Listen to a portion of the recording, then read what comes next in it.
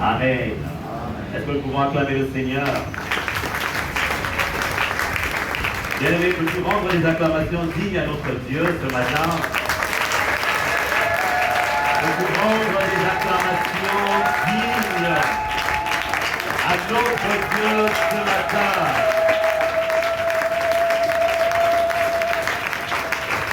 Amen. Gloire à Jésus. Sommes-nous dans la joie ce matin d'être dans la maison de Dieu? Est-ce que nous sommes dans la joie?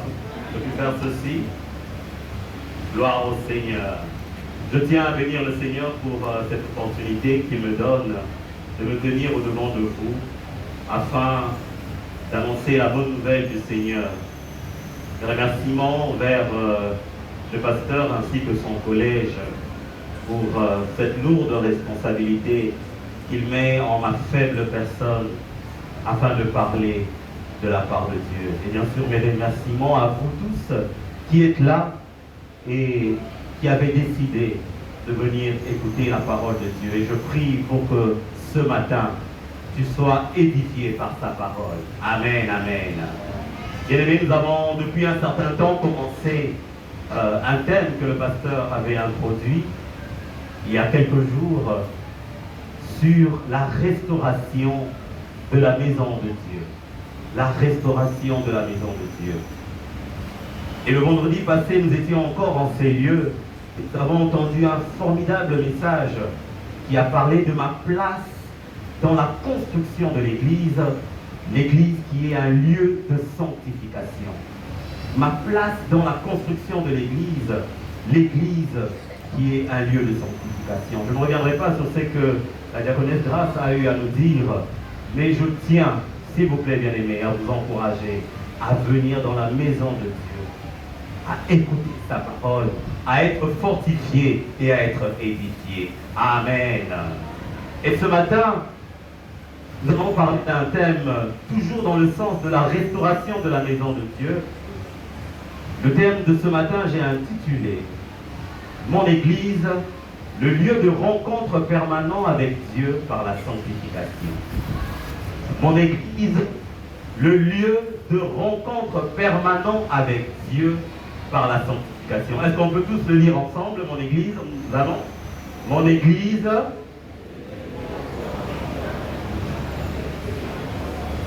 Est-ce qu'on peut encore le lire, mon Église?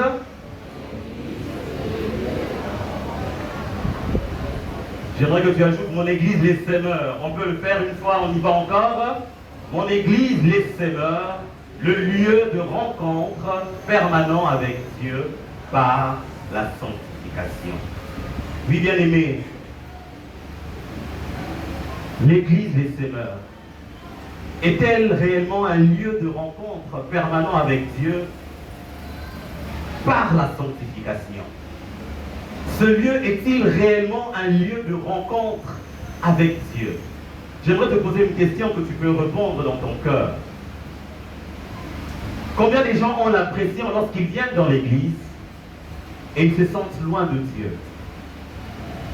Combien de fois es-tu venu en ces lieux, et peut-être tu as semblé Dieu très lointain, Dieu pas proche de toi?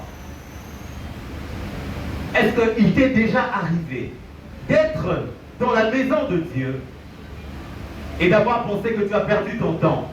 Tu es venu, et puis voilà, on a chanté, quelqu'un a parlé, on a prié, tu as donné ton offrande et tu rentres. Plus rien. Pourquoi la présence de Dieu de nos jours dans nos églises ou dans notre église n'est-elle pas palpable? Nous lisons les récits dans l'Ancien Testament. Nous voyons comment est-ce que les gens venaient avec crainte dans la présence de Dieu, dans la maison de Dieu. Les gens ne s'avançaient pas tels qu'ils veulent. Mais chacun se préparait lorsqu'il s'agissait d'aller dans le temple de Dieu. Mais pourquoi aujourd'hui, cette crainte n'est-elle pas au rendez-vous au milieu de nous?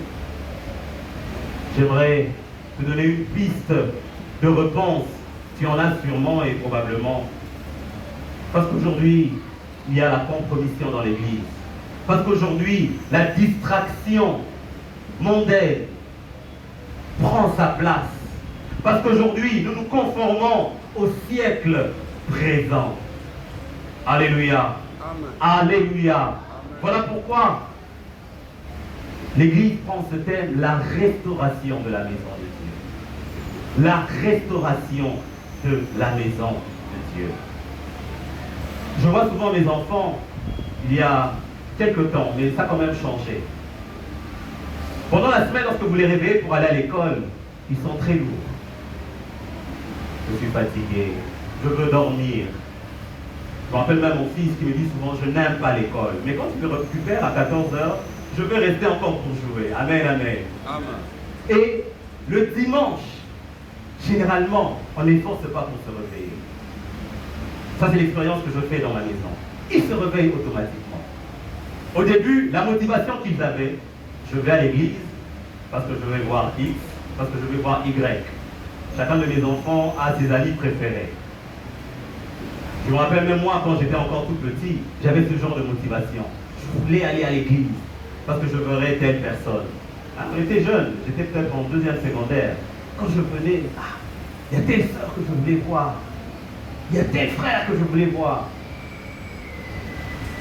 Mais aujourd'hui, les enfants, les quelques fois que nous avons, peut-être pas, ne sont pas venus à l'église pour une raison ou une autre le dimanche, ils sont dans la paix. Pas parce qu'ils n'ont pas vu leurs amis, mais tout simplement parce qu'ils ont compris que le jour du Seigneur doit être respecté. Et à chaque fois, ils le rappellent, soit à moi, soit à leur maman. Maman, tu me dis toujours que le 10 commandements nous dit au 4e commandement. Le 4e commandement dit quoi? Le 4e commandement à l'école du dimanche. Le 4e commandement de la Bible. Respecte le jour. Respecte le jour. Les enfants ont changé. Ce n'est plus je vais à l'église parce que je veux voir mon ami, mais je vais à l'église parce que je dois respecter le jour du Seigneur. Donc la motivation des enfants n'est plus allons à l'église parce que nous allons voir des amis, mais allons à l'église parce que nous devons rencontrer le Seigneur à l'église. Alléluia. Amen. J'aimerais encore vous donner un deuxième exemple. À l'époque où, dans beaucoup d'églises, Dieu merci, ce n'est pas le cas dans notre église, vous allez voir que les instrumentistes, ceux qui jouent aux instruments, leur motivation lorsqu'ils viennent à l'église, c'est d'abord parce qu'ils vont se tenir devant tout le monde dans les bras. Ils auront un instrument à jouer et ils seront payés à la fin. Je bénis Dieu que cette culture n'est pas dans notre église. Amen, amen. Nos instrumentistes, lorsque vous les voyez venir, ils ne viennent pas parce qu'ils attendent à le cacher. Mais je peux vous rassurer que dans plusieurs églises, ici à Kinshasa, ceux qui jouent aux instruments, à la fin du culte, ils sont payés. À la fin du culte, on leur donne de l'argent.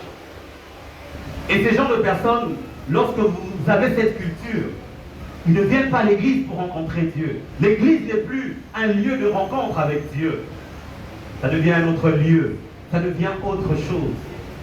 Je me rappelle encore il y a 20 ans, oui, il y a 20 ans, dans les années 2004, 2005, l'église ne se réunissait pas ici, on se réunissait au stade 20 mai. Et je me rappelle à l'époque, je crois que Timé se rappelle, papa Alain, même papa Denis, on prenait les instruments à Kaouka et on allait avec au stade 20 mai, à pied. Des fois c'est le baffle sur la tête, le synthétiseur parce qu'on n'avait pas d'instrument à l'époque. Et c'était une joie pour nous de servir Dieu ainsi. Alléluia. Et on n'attendait rien. On ne nous payait pas. L'église, un lieu de rencontre. On peut lire le psaume 23, le verset 3 et 4. Le psaume 23, versets 3 et 4, que nous dit la parole? Qui pourra? Le psaume 23, est-ce qu'on est avec la technique? Après ce que nous connaissons, qui pourra monter à la montagne de l'Éternel? Qui s'élèvera jusqu'à son lieu saint? Celui qui a les mains innocentes, le cœur pur, celui qui ne livre pas son âme au mensonge et qui ne jure pas pour tromper. C'est la Bible qui le dit, bien aimé. Pour s'approcher de Dieu, pour venir à l'encontre du Seigneur, les mains innocentes, un cœur pur, pas un cœur qui convoite, pas un cœur qui veut recevoir, qui attend d'abord qu'on lui donne. Alléluia. Amen. Alléluia. Amen. J'aimerais parler de la restauration de la maison de Dieu, parce que c'est ça le grand thème qui nous conduit ces temps. Et j'aimerais carrément poser 3 préalables. Mais avant cela, j'aimerais vous donner une illustration. Imaginez votre maison qui est sale. Votre maison, là où vous habitez, elle est totalement sale. Les chaises sont sales, les carreaux sales, le plafond sale, on entre dans la cuisine impossible, dans les couloirs invivables, dans les chambres, n'en parlons pas. Est-ce qu'un lieu pareil est-il un lieu où on peut bien vivre? Je vous pose la question. Non. Non. Mais si dans nos maisons, on ne sait pas vivre dans un lieu sale, est-ce que dans un lieu pareil, on peut inviter des gens et avec joie on leur dit venez chez moi, je vais vous donner à manger, on va partager un repas? Peut-on vivre ou appeler des gens à venir dans une maison sale? Je vous pose une question, bien aimé? Non. Non. Alors pourquoi est-ce que la maison de Dieu, pourquoi est-ce que la maison de Dieu ressemble à une maison qui est sale aujourd'hui? La maison de Dieu, elle est sale aujourd'hui parce qu'il y a des impuretés. La maison de Dieu, elle est sale aujourd'hui parce qu'il n'y a pas la présence de Dieu. Il y a de la compromission, il y a la distraction. Et comment est-ce que dans un lieu pareil, on peut trouver Dieu? C'est impossible, bien aimé. Et nous devons nous poser, nous, en tant que membres de cette église, cette question. Est-ce que notre église est un lieu propre? Propre spirituellement, d'abord, mais aussi propre dans sa structure.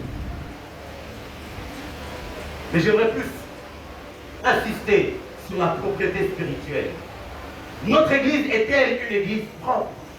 Un lieu où il fait bon vivre? Un lieu où Dieu prend plaisir à rencontrer son peuple et à parler avec son peuple? Un deuxième exemple, regardez l'exemple de nos téléphones. Lorsque nos téléphones sont saturés de messages, des images, des vidéos, nos messages sont saturés, nos téléphones sont saturés des fichiers volumineux, qu'est-ce qui se passe? Qu'est-ce qui se passe? Le téléphone plante, n'est-ce pas? Oui. Il est difficile de l'utiliser correctement. Et qu'est-ce qu'on doit faire? Ou qu'est-ce que même le téléphone déjà lui-même te propose? Réinitialiser. Réinitialiser, supprimer, nettoyer. Bien aimé, il est de même pour la maison de l'Éternel.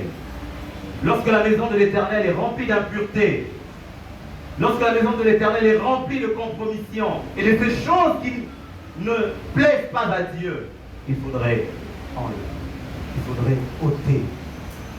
Tout doit être purifié, tout doit être sanctifié. De la même manière que tu prends le temps, bien aimé, d'entretenir ton téléphone, nous devons prendre le temps d'entretenir la maison de Dieu, afin que réellement elle joue son rôle. On peut lire 1 Corinthiens chapitre 3, le verset 16.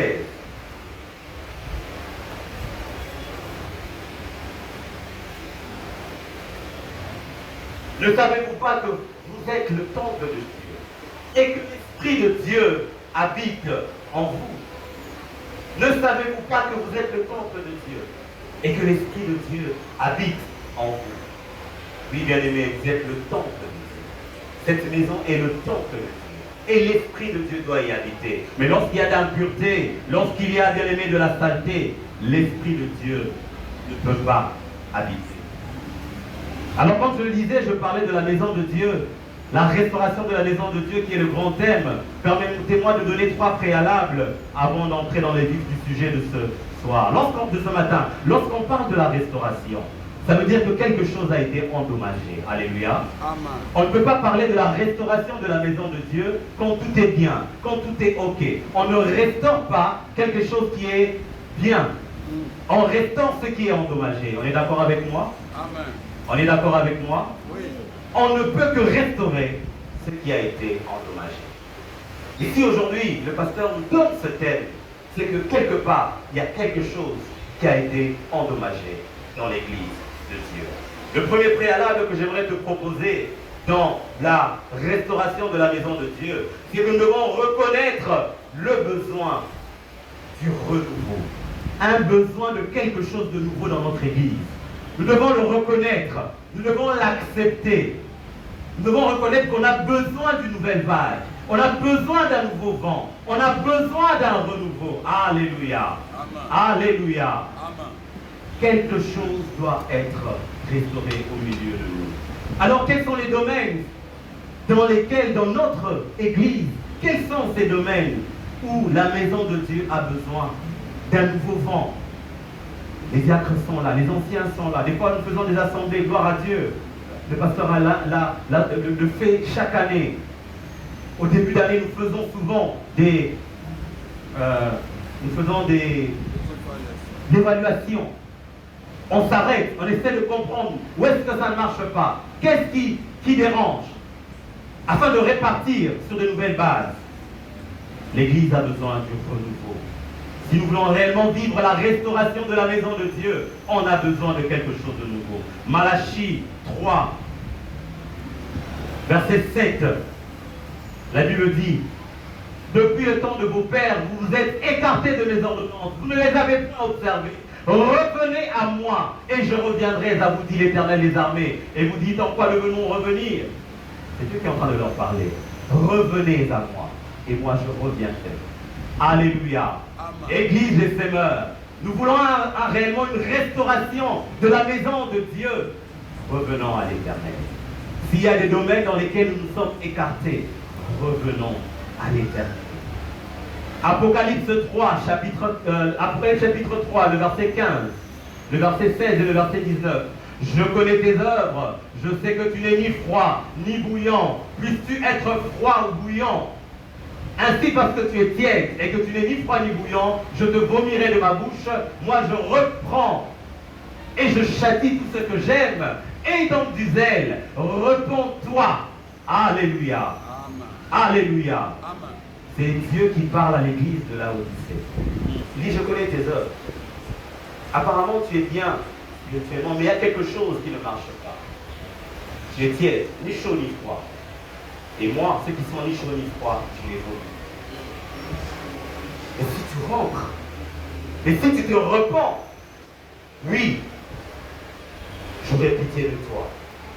Oui, ma main sera sur toi. Bien-aimés, nous devons prendre conscience que nous avons besoin d'un renouveau si nous voulons vivre la restauration de la maison de Dieu. Alléluia. Amen. Le deuxième préalable que j'aimerais te dire quand on parle de la restauration, nous devons savoir que nous devons revenir au fondement. Nous devons revenir au fondement. Je vous propose deux textes, Jérémie 6, 16 et Acte 2, 42.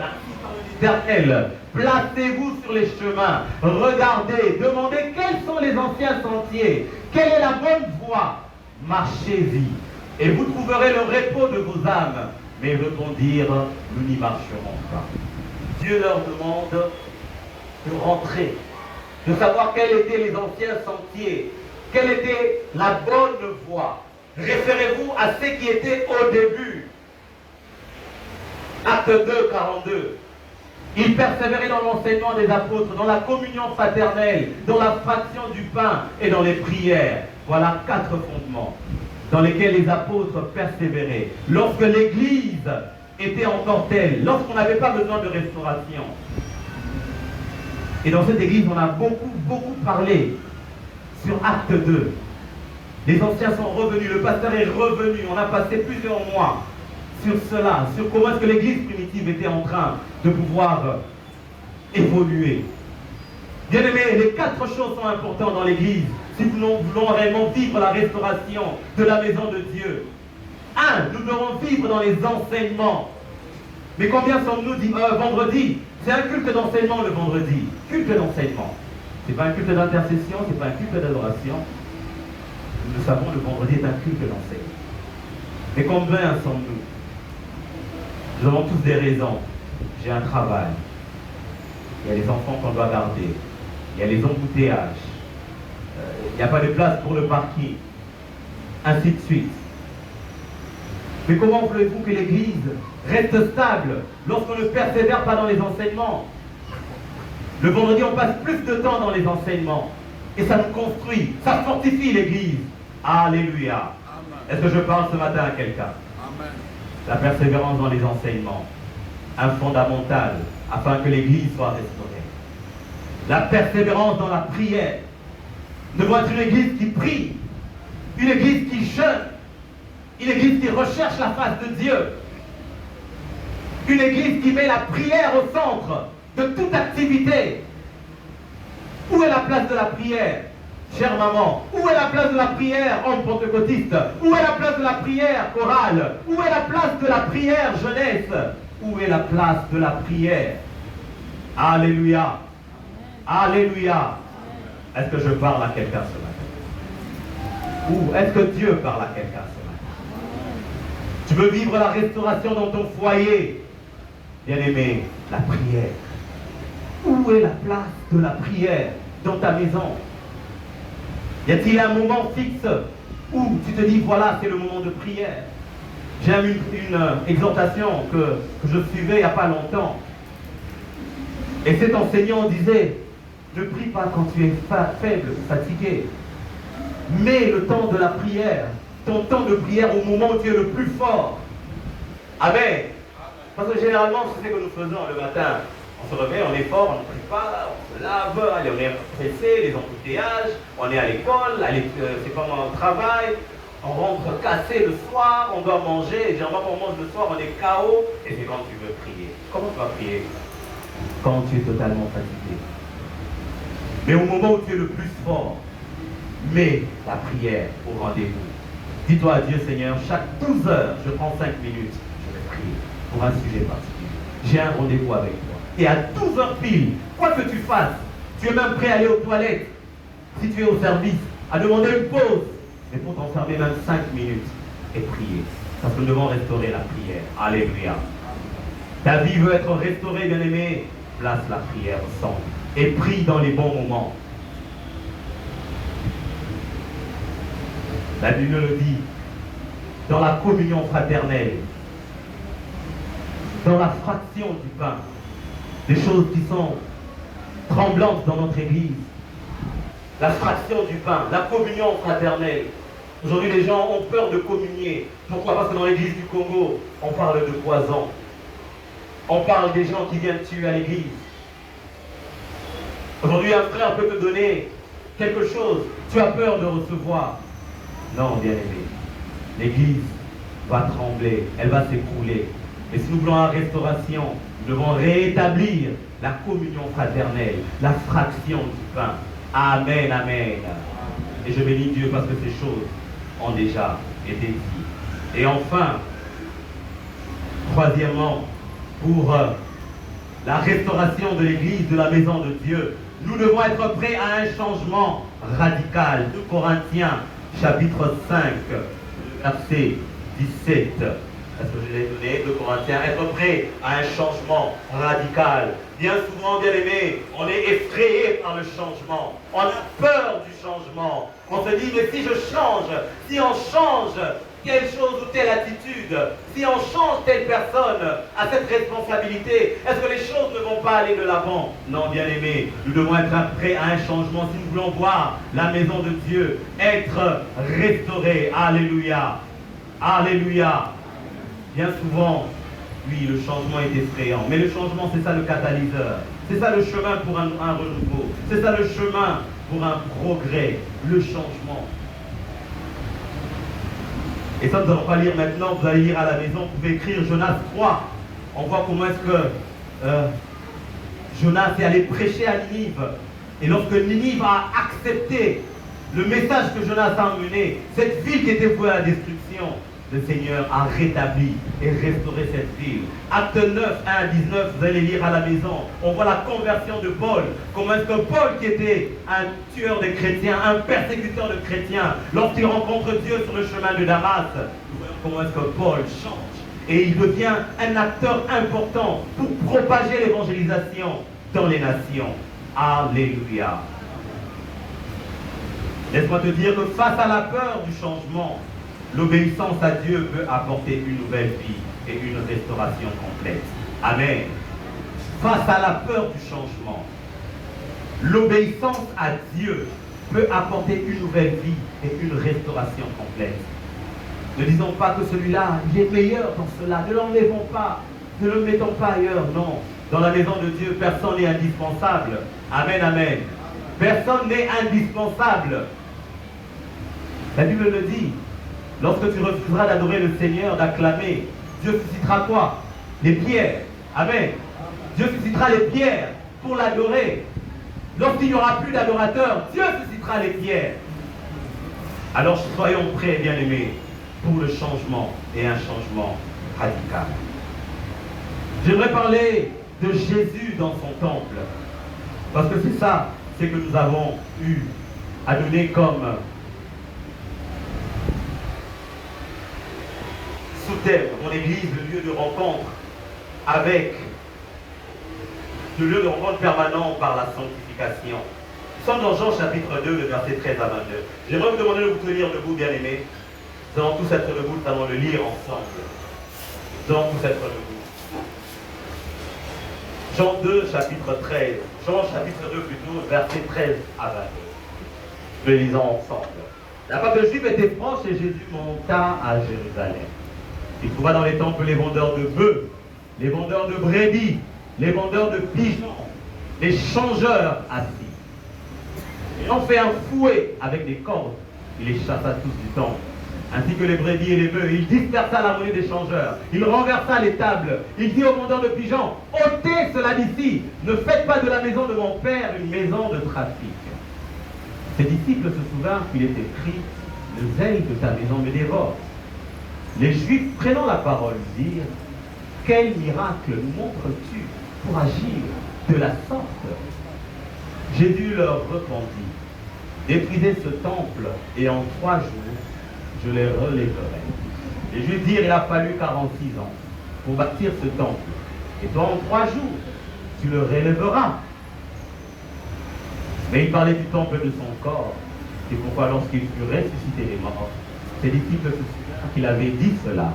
Ils crurent et à la parole que Jésus avait dite. Amen. Nous pouvons reprendre place et acclamer la parole du Seigneur. C'est un texte que nous connaissons bien. Et j'aimerais ce matin que nous puissions comprendre ce que Dieu veut nous dire.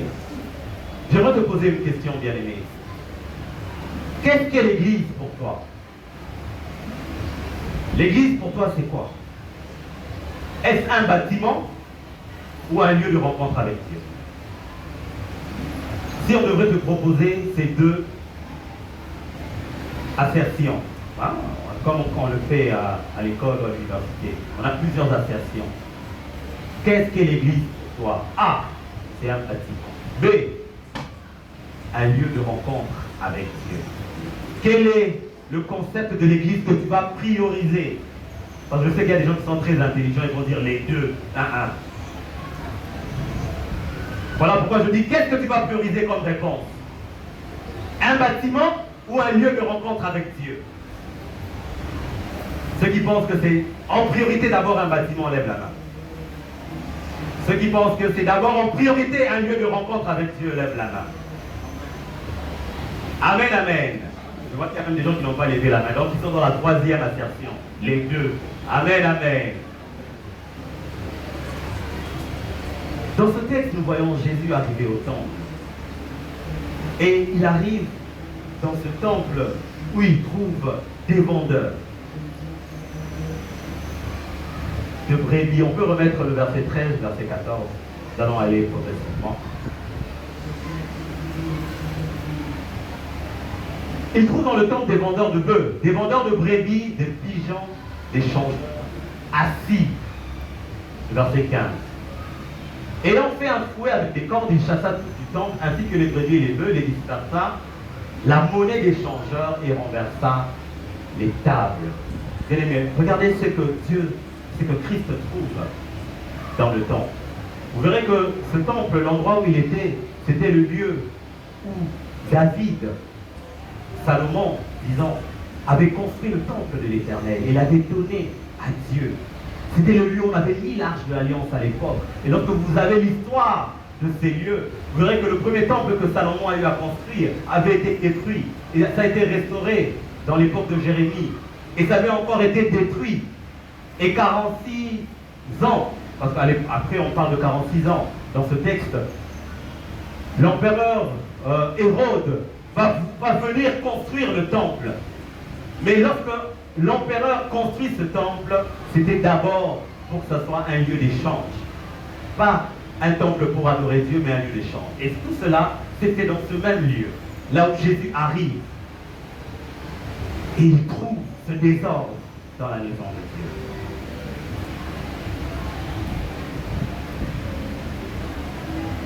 Il trouve des vendeurs de pigeons, vendeurs des bœufs, des changeurs.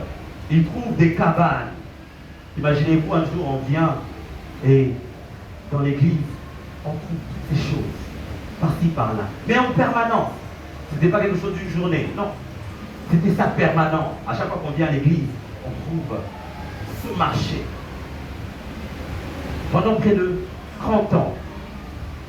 Et Christ arrive, il n'est pas content. Imaginez-vous que Christ arrive dans l'église, il trouve même dans le temple plutôt, de quoi faire un fouet pour chasser toutes ces personnes, pour détruire et renverser ces tables.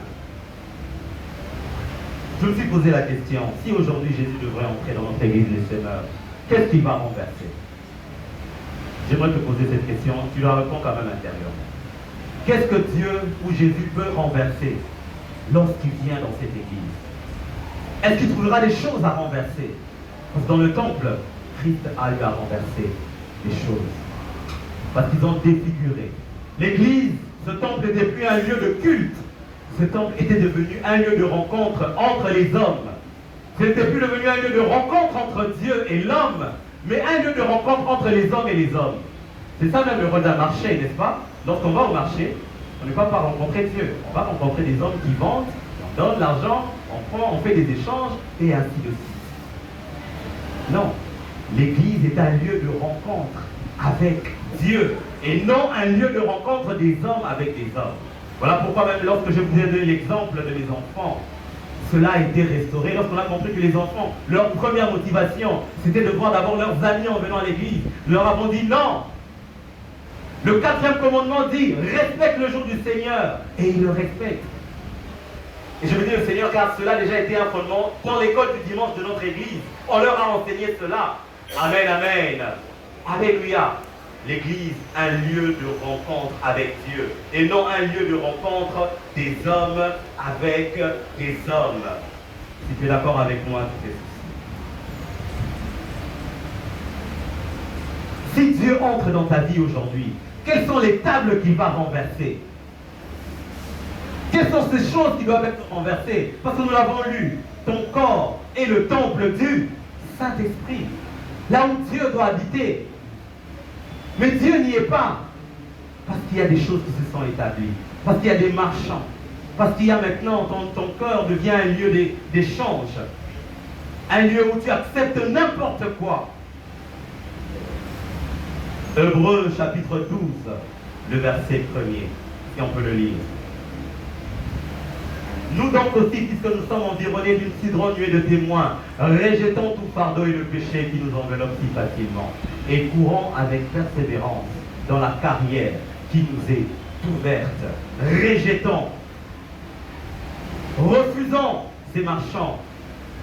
Ces marchands, ça peut être quoi? De l'orgueil, de la jalousie, une paresse spirituelle, la compromission. On fait les choses telles que les hommes veulent le faire, et non telles que Dieu veut que ça soit. 1 Pierre chapitre 1, le verset 16, la Bible le dit, soyez saints, vous serez saints, car je suis saint. Oui, bien-aimés, nous devons être prêts à purifier nos vies, à sanctifier le lieu de rencontre avec Dieu, que ce lieu soit réellement un lieu authentique de rencontre. Rassurez-vous, lorsque je parle de ça, et je l'ai bien dit dans l'historique de ce lieu où Christ est venu, l'église, du début, le temple plutôt dans lequel ils étaient, avait déjà changé de forme. C'était devenu une maison de commerce. Quelqu'un peut dire, ah, Diacre Bertrand, tu parles de nos mamans qui vendent les légumes en bas. Non, je ne parle pas de ça. Alléluia. Parce que ça ne se fait pas de manière permanente. Au contraire, ce sont des actions de l'église. C'est ce qui se fait lorsqu'on vend des légumes. Mais c'est que Dieu n'aimera pas. C'est que ce lieu devienne un lieu de rencontre. où la seule motivation que nous avons en ces lieux, c'est de venir pour avoir un profit chez tel frère ou telle sœur. Tu viens ici parce que tu sais qu'il y a l'ancien Simon qui est là. Le jour où tu sais que l'ancien Simon n'est pas là, tu ne viens pas. Le pasteur le dit souvent quand il veut voyager, il nous l'annonce toujours ici. Je ne serai pas là, je ferai un déplacement. Il nous l'a dit le dimanche passé. Mais il faudrait qu'il y ait des chrétiens qui ne viennent qu'à l'église que lorsqu'ils savent que le pasteur est là. Amen, amen. Parce que pour eux, quand ils viennent en ces lieux, c'est pour rencontrer le pasteur. Tu viens à l'église parce que tu t'attends à ce qu'on va te donner un transport, on va te donner une aide. Non, viens rencontrer Dieu dans son temple. Alléluia. Alléluia. Alléluia. Le quatrième point, je suis en train de courir et nous sommes en train d'aller petit à petit vers la fin. J'aimerais parler de la sanctification de tous. La sanctification collective. Éphésiens 4, chapitre 16. C'est de lui et grâce à tous les liens de son assistance que tous les corps, bien coordonnés formant un solide assemblage, tirent son accroissement selon la force qui convient à chacune de ses parties et s'édifie lui-même dans la charité. Encore le relire. C'est de lui et grâce à tous les liens de son assistance que tout le corps, bien coordonné et formant un solide assemblage.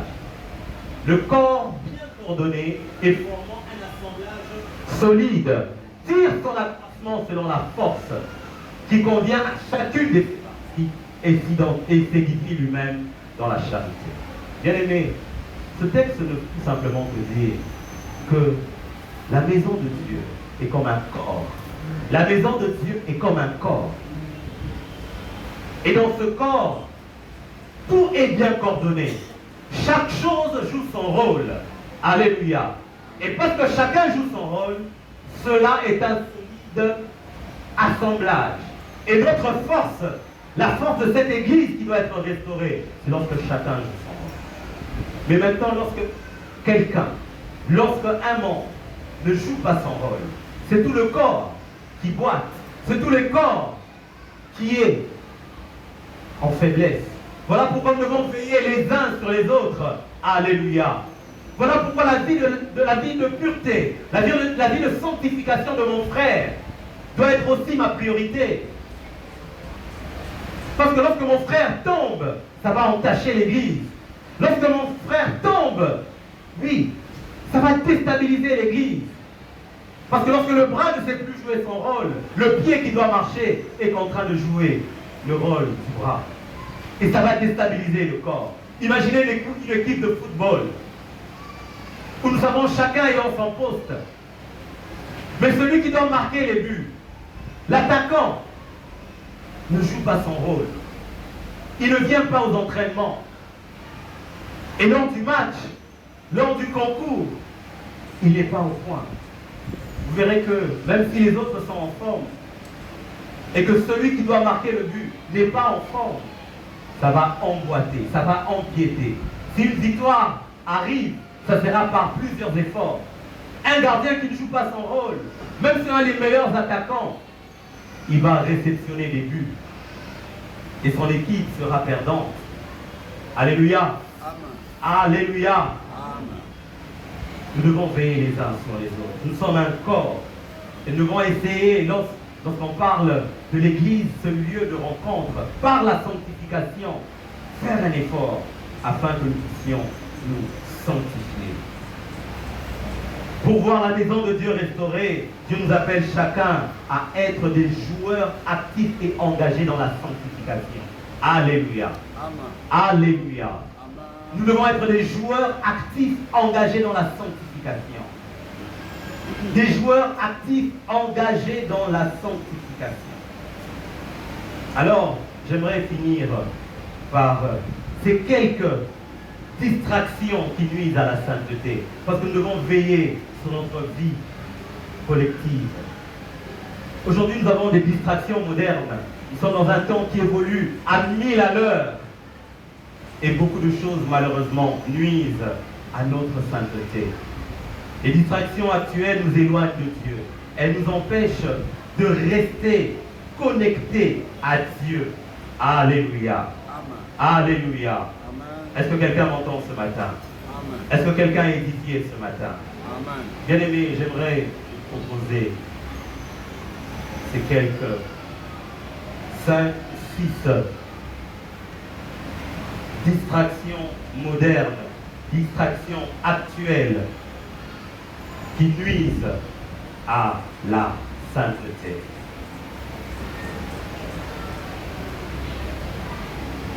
La première distraction que j'aimerais vous proposer, les réseaux sociaux et Internet. Amen, amen. Amen. Devant Dieu et devant les hommes, qui est sur les réseaux sociaux? Ou qui utilise les réseaux sociaux? N'ayons pas peur, ce n'est pas un péché. Là. Je dis bien devant Dieu et devant les hommes. Qui utilise souvent les réseaux sociaux? Ah, plus de la moitié des églises utilisent les réseaux sociaux. Je vois un jeune qui n'est pas connecté. Il y en a? Ah, il y en a. Aujourd'hui, les réseaux sociaux prennent une ampleur impossible. Parce que oui, les business que nous faisons, nous passons par les réseaux sociaux pour atteindre l'église, pour atteindre plus d'une personne. Utilise les réseaux sociaux. Les hommes, pour communiquer, pour échanger, utilisent les réseaux sociaux. Nous avons, il n'y a pas très longtemps, nous avons eu à organiser un échange, un débat pour les couples. Et nous avons parlé des distractions numériques qui règnent dans les couples.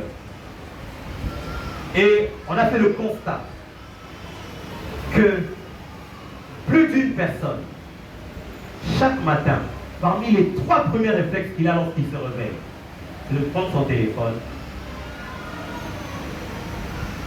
et de consulter ses messages. Amen, amen. Amen, amen. Amen. Parmi les 3 premières actions que l'on fait le matin, tu prends ton téléphone, tu veux voir c'est quoi le dernier message que j'ai eu. Qui m'a écrit? Est-ce que telle personne m'a répondu? D'autres vont plus loin. Tu te réveilles direct avant même d'aller aux toilettes. Tu regardes d'abord Facebook. C'est quoi la dernière? Amen, amen. Amen. Amen, amen. Amen. Oui. Les réseaux sociaux et Internet. Les réseaux sociaux et Internet prennent une ampleur inimaginable plutôt. Et qu'est-ce que cela produit? Parce que ça a un impact sur ta sainteté.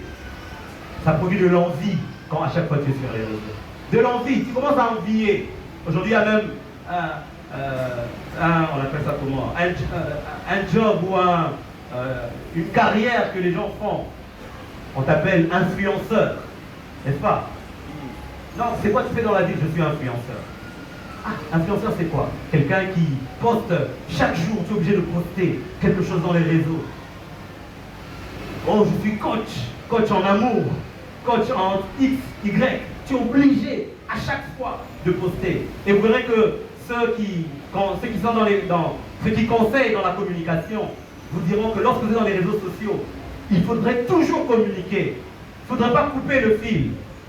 Voilà pourquoi vous verrez que toutes ces grandes stars, toutes ces personnes qui ont des millions de vues, entre guillemets, qui ont des millions d'abonnés, à chaque fois ils doivent poster. Ne pas jamais une journée sans poster. Et quand on entre dans cette spirale, tu commences à poster n'importe quoi. Les choses que tu ne dois pas poster, tu les postes. Parce que seulement tu dois maintenir ceci. L'envie, le favoritisme, la perte de temps. Oh, regardez combien on perd le temps dans les réseaux. Tu es capable de faire 3 heures. Vous savez qu'aujourd'hui, même dans nos téléphones, nous avons des applications qui nous montrent combien de temps tu as passé dans les réseaux. C'est déjà de même intéressant dans ton téléphone. Moi, des fois, il y a des notifications qui me viennent comme ça. Pour dire, voilà, tu as passé autant de temps. Tu as consommé autant de gigas, autant de mégas sur Internet, sur les réseaux. Perte de temps. Lorsque tu utilises mal ces réseaux, lorsque tu utilises mal.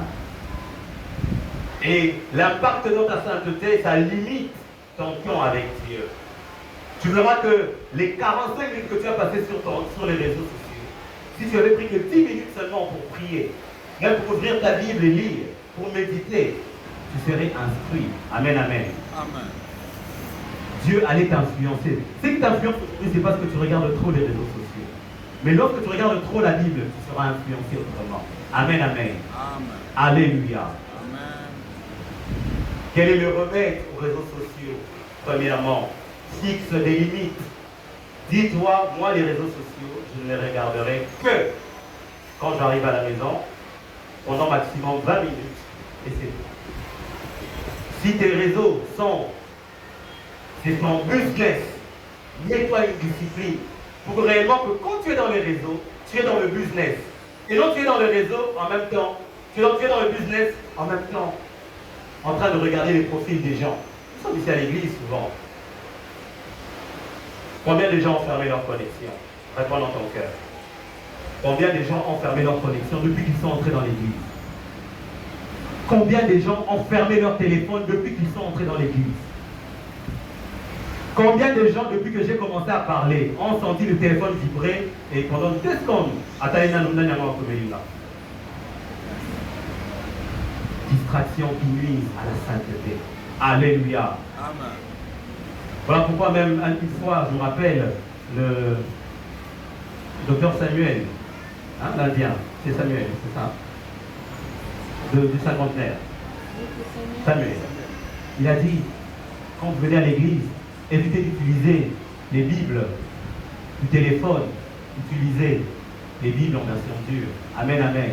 Amen. Parce que souvent, on n'est pas discipliné et on est évasif, distrait. Parce qu'en même temps, ton téléphone, c'est l'endroit où tu injuries les gens, où tu appelles pour condamner, pour mentir. Et en même temps, tu l'utilises comme livre saint. Faisons la différence. Limitons le temps sur nos réseaux. La Bible dit dans 1 Corinthiens, chapitre 6, le verset 12, « Tout m'est permis, mais tout n'est pas utile. Tout m'est permis, mais je ne me laisserai pas asservir par quoi que ce soit. » Amen. Amen. Deuxième distraction moderne qui nuit à la sainteté. Le matérialisme et la course à la consommation. Le matérialisme, la course à la consommation. Bien-aimés, lorsque vous êtes obsédé des biens matériels, à la place des valeurs du royaume, ça va nuire à ta sainteté. Ça va nuire à ta vie de sanctification. Le matérialisme, l'obsession, la course à la consommation. Le dernier cri de téléphone qui sort, tu dois l'avoir. Ce téléphone, il est là. Tu vas appeler, tu vas écrire. C'est ça le rôle fondamental. Maintenant, il y a des options qui s'ajoutent. Le fait d'avoir un téléphone qui est sorti en 2015, c'est moi qui ai un téléphone, c'est pas moi de 2012.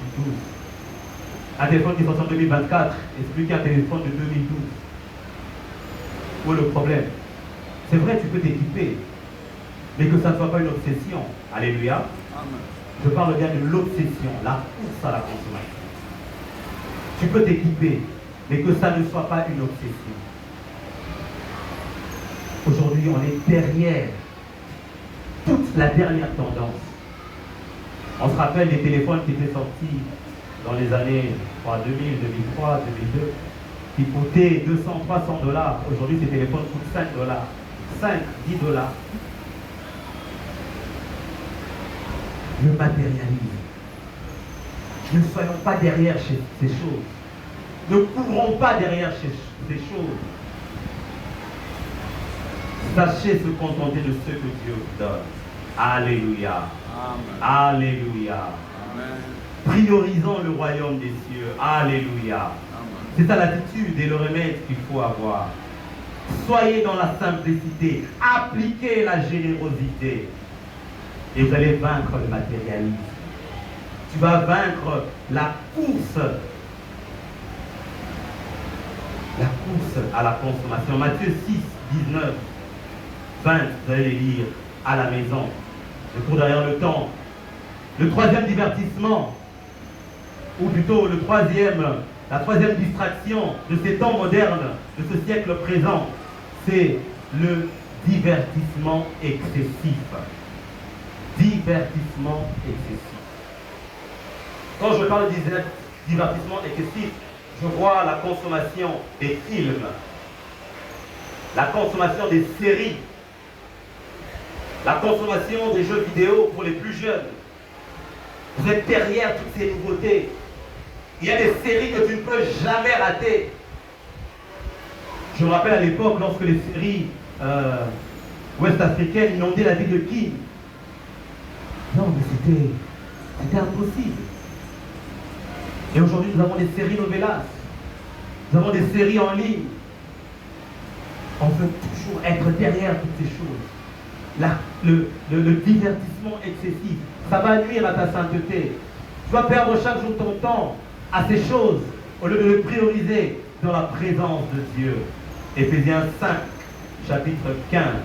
Plutôt Éphésiens chapitre 5, le verset 15 à 16. Prenez donc garde de vous conduire avec circonspection. Non comme des insensés, mais comme des sages. Rachetez le temps, car les jours sont mauvais. Ne te comporte pas comme un insensé. Quatrièmement, les choses qui nuisent actuellement, notre sainteté, notre vie de pureté, la surinformation. J'ai même appelé ça infobésité.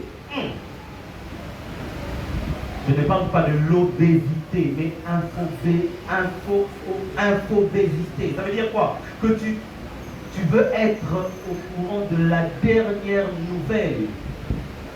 C'est bien de s'informer. Mais lorsque maintenant, c'est surinformation, ça devient comme une maladie chez toi. Tu ne peux pas faire 2 jours sans suivre les informations. À moins que ton travail exige. Je connais des gens qui doivent être toujours connectés. Des gens qui doivent toujours suivre les dernières informations, parce que c'est le travail. Il y a des personnes qui font de ça une obésité. Bien aimé, lorsque la surinformation entre en toi, lorsque tu ne dépends que de ces choses, il y a même un ancien, une fois, il y a longtemps, qui a parlé de ça. La peur, la dépendance et la confusion vont entrer dans ton cœur. Ces 3 choses vont prendre place. À chaque fois que tu veux avoir les dernières nouvelles, tu auras peur. Il y aura toujours une peur en toi. Or, la peur ne vient pas de Dieu. Alléluia. Amen. Alléluia. Amen. Alléluia. Amen. La dépendance aux informations. La dépendance et la confusion. Parce que ces choses que tu veux toujours avoir vont tordre la vérité de la parole de Dieu. Mais si ce désir que tu as t'informer, tu rentres dans la parole de Dieu. Tu prends un temps de méditation comme on nous l'exige, ou on nous le recommande, pas on l'exige, on nous recommande dans notre église. Le matin, tu sais lire la parole de Dieu. Tu auras, bien aimé, une bonne vie de pureté, de sainteté avec le Seigneur. Romains 12, chapitre 2, ne vous conformez pas au siècle présent. Nous connaissons ce texte. Le 5e, et je crois que nous allons terminer par là, c'est l'individualisme et l'isolement social. Tu aimes être seul. Tu aimes rester dans ton coin. Tu dis toujours, ah, on n'a pas de problème là-bas. Tu veux toujours être là, seul, rester dans ton coin. Bien aimé, ces choses vont nuire à la sainteté. Parce que le fait de rester toujours seul dans ton coin, tu affaiblis la communion fraternelle qui est un pilier et un fondement de l'Église. Dieu veut que nous puissions vivre dans la communion fraternelle. Tu penses peut-être qu'en restant dans ton coin, tu fais la bonne chose. Non. Nous devons vivre ensemble. C'est Dieu qui le recommande. En restant, en favorisant l'individualisme et l'isolement social, bien aimé, tu refuses d'une certaine manière ce qu'on peut appeler la correction fraternelle. Donc un frère ne peut pas venir te conseiller. Un frère ne peut pas venir te donner une orientation. Parce que pour toi, tu es clean, le fait que tu sois dans ton coin. Hébreux 10, 25. N'abandonnons pas notre assemblée comme c'est la coutume de quelques-uns, mais exhortons-nous réciproquement. Et c'est là d'autant plus que vous voyez s'approcher le jour. Alléluia. Alléluia. N'abandonne pas ton assemblée. N'abandonne pas ton pâturage. N'abandonne pas tes frères et sœurs en Christ. Ils sont là, bien-aimés, pour t'encourager. Ils sont là pour que tu puisses mener une vie de sanctification. Je conclus en disant ceci. Dieu nous appelle à restaurer sa maison et à sanctifier sa maison. La maison de Dieu est un lieu de rencontre. Et cela signifie que nous devons venir en ces lieux, tout en étant purifiés, en recherchant la purification de nos cœurs, la sanctification de nos vies. Ce lieu n'est pas une caverne de voleurs, ce lieu est une maison de prière. Matthieu 21, 13 le dit, ma maison sera appelée une maison de prière. Étant une église, unissons-nous, demeurons dans la communion fraternelle pour restaurer la maison de Dieu. Prenons soin de nos lieux de culte. Alléluia. Prenons soin de ces lieux, nos lieux de culte. J'aimerais ouvrir une dernière brèche en disant tout simplement, j'ai beaucoup aimé ce que la diaconesse Grâce nous a dit le vendredi. Nous sommes dans ces lieux, nous nous plaisons, mais nous oublions qu'en ces lieux, bien aimés, beaucoup de choses se passent. Il n'y a pas que nous qui prions ici, il y a d'autres qui viennent, qui prient, ils ont leur fondement. Il y a des gens qui louent cet espace pour des activités chrétiennes, mais des fois ils font glisser des choses qui ne plaisent pas à Dieu. Il y a beaucoup de gens qui passent par ce lieu. Et comment est-ce que nous voulons que Dieu puisse trouver réellement toute sa gloire? Nous devons nous lever et bâtir notre église. Nous devons réellement consacrer un lieu qui est le lieu de Dieu. Le lieu où nous venons, nous savons que ici, c'est la maison de l'Éternel. Alléluia. Une maison qui ne sera pas faite pour autre chose, mais tout simplement pour servir le Seigneur, pour louer le Seigneur. Alléluia. Alors nous devons nous lever et bâtir. Prenons conscience de ces choses. Tant que nous resterons ici, j'ai vu, nous avons lu dans Jean 2, les gens qui parlaient à Jésus lorsque Christ a renversé, il dit, nous avons bâti ce temple pendant 46 ans.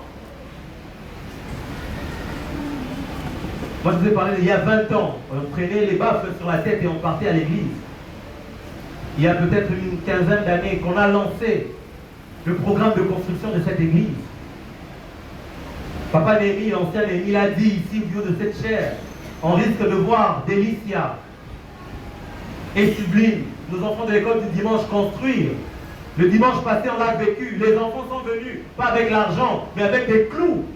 Oh mon Dieu, avec des clous. Les enfants sont venus avec des ficelles, ils sont venus avec du cicalite. Ils sont venus avec les matériaux de construction pour construire l'église de Dieu. Alléluia. Est-ce que cela ne peut pas nous interpeller, église de Dieu? Nous devons nous lever et bâtir l'église du Seigneur. Alléluia. Ne faisons pas 46 ans, comme ceux-là qui ont dit pendant 46 ans ce temple a été bâti. Mais lèvons-nous maintenant. Bâtissons le lieu de rencontre avec Dieu. Ce n'est pas ici. Mais notre lieu, notre église doit avoir un lieu où nous dirons, voici la maison de l'Éternel. Et dans ce lieu, on sait que la prière sera. On sait que nous viendrons en ces lieux avec crainte. Nous rencontrerons le Seigneur dans ces temps. Moi, je m'invite à te tenir debout. Nous allons prier. Nous allons prier. Nous allons prier.